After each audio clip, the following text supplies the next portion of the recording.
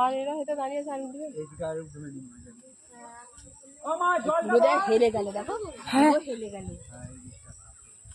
হালকা বসে যাচ্ছে, ওই তো বসে যাচ্ছে, বসে যাচ্ছে পুরো সামনে দিকে।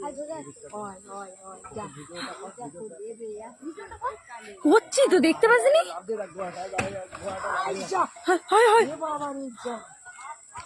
হায় হায় খাট আরে তো